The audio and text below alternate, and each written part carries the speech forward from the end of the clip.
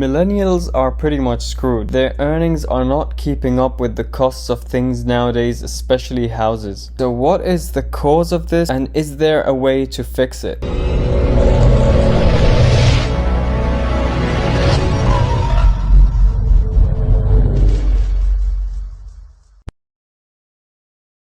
So while everyone is very quick to blame everything on inflation, while there is some truth to that, inflation did not really act alone. One of the things I believe are one of the main contributing factors to inflation and to prices of everything going up is the use of credit and the increasing use of credit.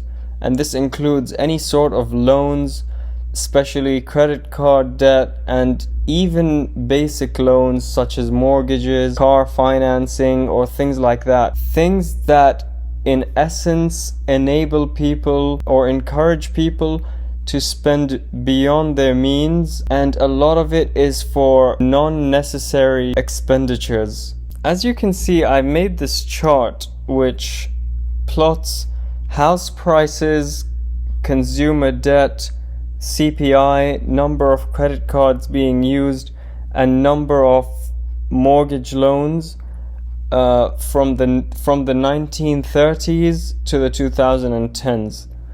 And while in every year there's been ups and downs, there's been wars, there's been crisis, like financial crises and crises or crises, whatever, stuff like that, there is still an overall upward trend in everything. And while a lot of this may seem obvious and normal, and correlation is not causation, there is still a correlation. And I've included 5 different factors to sort of, in case there's any doubt, here's like an extra factor and an extra factor, instead of just taking house prices and number of mortgages being taken out or something like that. And while some things may have shot up more than the rest of the trend, such as house prices is after 2010 just like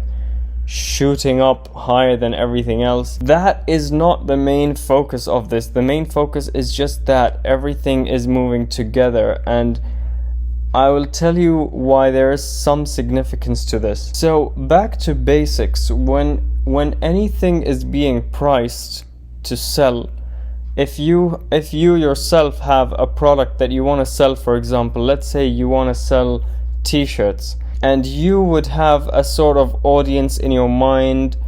You would have some idea of like, is this gonna be a high-end t-shirt? Is it gonna be a cheap t-shirt? Is it gonna be a very expensive t-shirt? Is it gonna be like an average t-shirt?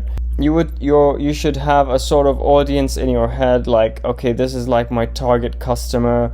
My target customer likes this and that and earns this and is willing to spend this on a t-shirt or something like that, and is looking for this kind of quality, so therefore I need to get this kind of material to put it at this price. But for any normal person selling a t-shirt, would it make sense to you to, for example, sell a t-shirt for like $2 million, for example?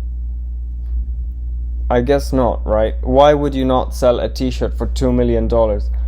Because no one would buy it.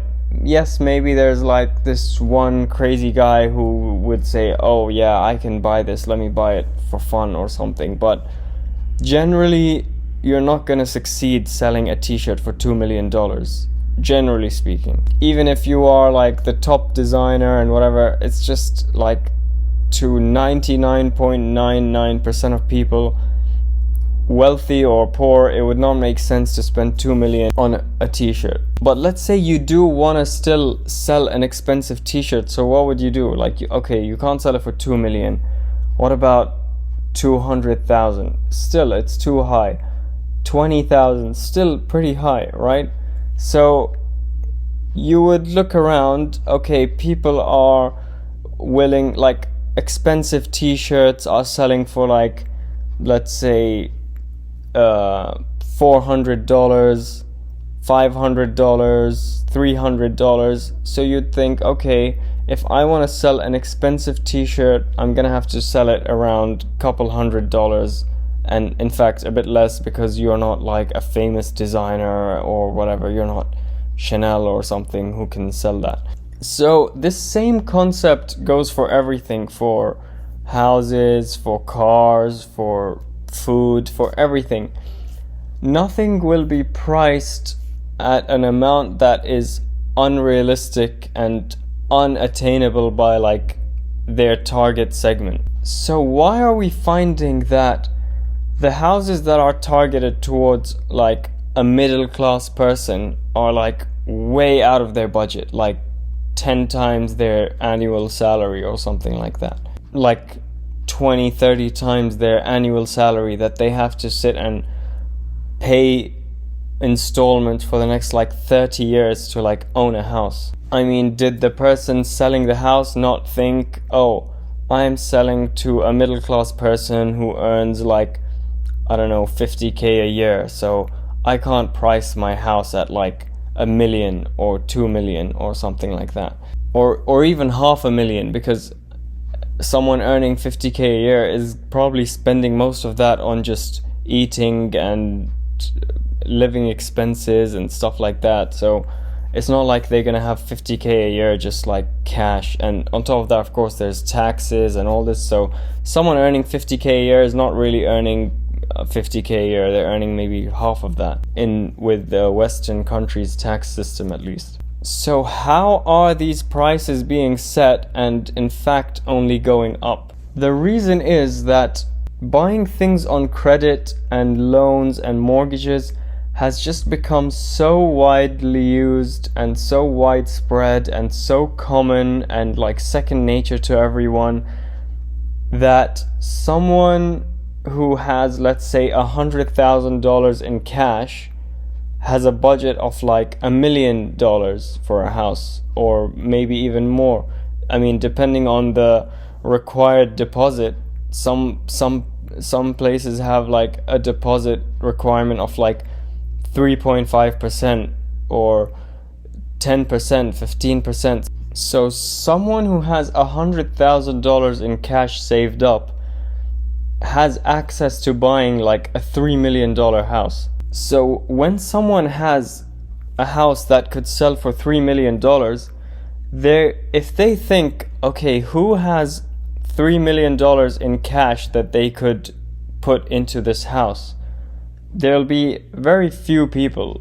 Like, it would be a very, very small percentage of the population, like probably less than 0.1% would have $3 million in cash that they are willing to just buy a house with. But if they think, how many people have $100,000 that they could deposit, that they could put as a down payment and then pay the rest of the 3 million, there would suddenly be a much larger percentage of the population who would be able to do that. And this is where the problem is. In a world with, let's say, no credit or no mortgages, no loans, nothing like that, someone with $100,000 in cash would just have to buy something for $100,000 or less. Or they could maybe try to borrow from family and friends, or maybe someone who is willing to lend them money, and they would negotiate their own terms, and the person lending the money would be doing it pretty much at their own risk, because there wouldn't be like a whole system in place to do a credit score check and find out if this person can pay up, and if they don't pay up, what to do, and things like that. So loans such as these would just be really kind of difficult to get. So, most people would probably just say, you know what, I'm not gonna bother going through all this, I'm just gonna buy something that I can afford. And that way, the market for such expensive real estate would not really exist. There would be maybe a select few who have done really well in life, for whom there will be some really lavish properties at such price ranges. But for average people, there would be affordable things, and and it would be like the good old days when even someone working minimum wage can afford to buy a house within like a couple of years and support their family and kids and everything's fine. And if you think that this is bad for, let's say, a property investor or for the person who is selling the house, not really, because the whole system is not just making it expensive for people below you or your customers, it's making it expensive for you as well.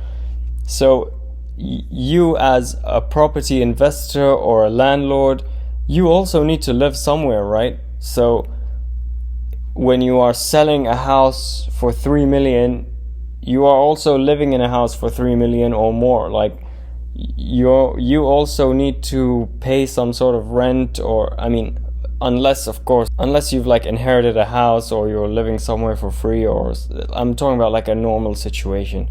So house prices are also expensive for you as a landlord. It's not just expensive on your customer. So if house prices didn't go up and you sold a house for 100,000 instead of 3 million, it would be a situation where even where you live will also be cheap. It's not going to be like the same prices. It's a pretty simple concept, but I just feel like people don't get it or think about it. And then of course there's credit cards, which there's a story of how they kind of began. There's some aspects of it which might be inaccurate, but it's still an interesting story regardless. So there was a guy called Frank McNamara who used to regularly eat at a diner in New York, I think, and one day he like forgot his wallet or something like that, and then he said to them, okay, he wrote on like a paper that I'll pay you back next time I come, and this is like my bill and whatever. And from then the idea started that, why don't we do this? It's much more convenient than cash and checks, where we could just have like a card where you just like promise to pay later sort of thing. And the surprising thing is that credit card was called the Diners Club card, and it was mainly for restaurants and travel, not like for everything that I'm buying a car with this and I'm buying clothes with this. It was mainly just for like food and travel. And it actually did not charge any interest, but you had to pay at the end of every month. Like and people were pretty much living below their means in those days to an extent. So it wasn't like today, if you tell people, oh, your credit card, you have to pay it by the end of the month, they're going to be like, oh my God, like I don't even earn that much. How am I going to pay it back? And this is of course the people who are bad with money, but I mean, back in the day, it was just normal that, yeah, I'm just gonna spend like within what I earn, and that was just normal. Now everyone is just in debt. Like even people living nice lifestyles, they just have like so much debt accumulated, and this is the problem, and this is what is driving up the prices of everything. So soon after Diners Club card, Bank of America made a card which is now Visa, and then MasterCard came up, and they started charging, and Visa and MasterCard took this business idea and decided to charge interest. Diners Club did also make money on fees from transactions, but they were not charging interest. So a fee is much more doable than like interest that is like compounding or something like that. And it is also ruining people's lives. I know that the people who are taking on the debt, it's their own responsibility. They are making a choice or a decision. I mean, it's like having anything evil available to everyone.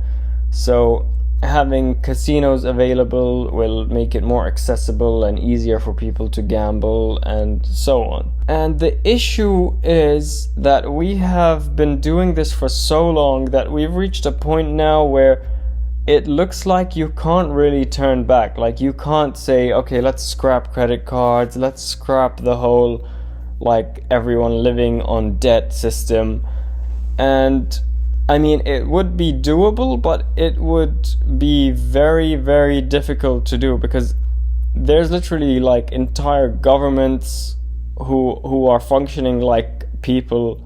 Like there's entire governments who are heavily in debt, major governments, like governments behaving like a person who is bad with money, sort of.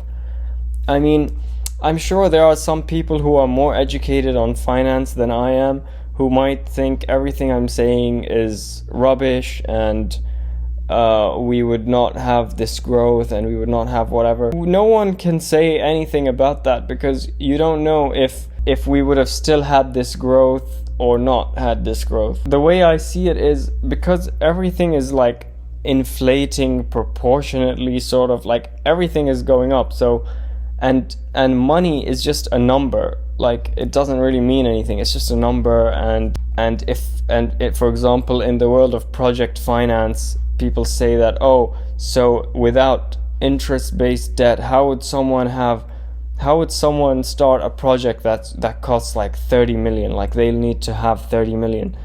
Well, in a world without interest, maybe that project would not cost 30 million. Maybe it would cost 300,000. Who knows? Like it could cost way less. And apart from that, instead of borrowing money on interest, you could collect investors and collect investment from the investors. And if your idea is good, and investors who are generally financially educated people who are savvy in the business world, if they look at your idea and they think it's good, they'll invest with you. If they don't think it's good and they won't invest with you, and you think, oh, now how will I do it? I mean, yes, you should follow your heart and everything, but I mean, if you couldn't find any investors, like no one is convinced in your idea, then maybe it's not a good idea. Yes, there is a chance that it could be a good idea, and the only thing stopping you is that no one believes in it. But at the cost of what? At the cost of having a system that makes everyone's life just like unaffordable, and keeping everyone in like crippling debt, and having things repossessed from them. Like, I don't think that we would be missing out on growth to the extent that people think. So, as always, this is my opinion on why things are so unaffordable today, and why everyone keeps complaining about it. And unfortunately, there doesn't seem to be a very viable solution at the moment. I mean, the best solution right now is just to try to make money. And I don't know, I guess I see where people like Robert Kiyosaki are coming from, even though honestly I'm not a big fan of him. Like, he just doesn't seem like a nice guy. Like, he just seems angry all the time, and his idea is a bit weird of just accumulating billions of debt. And I don't know, I don't really get his thing fully, but I do get how people use debt to their advantage. I guess it's your way of playing the system. I guess it's their way of playing the system back. So if the system is just making everyone live in debt, then okay, take on debt and make them pay for it, or something. Like, use the debt as leverage and invest it however you like and make more money back. Like, I get that, but of course I think if something was to go wrong, like a financial crisis, you could pay for it very dearly. Like, you could lose a lot of things. But I mean, it depends on your agreement, and if you've put something as collateral or not, or if you're doing it as a company as opposed to a person. But anyway, this was just more of like just a philosophical-ish video. And if you think I have any incorrect point of view, or if I said anything wrong, you can feel free to correct me in the comments. I'm an open-minded person. I'm willing to take any feedback, and yeah, as I said, it's just my opinion. And be sure to like and subscribe and comment your thoughts below, and I'll see you next week. Bye bye.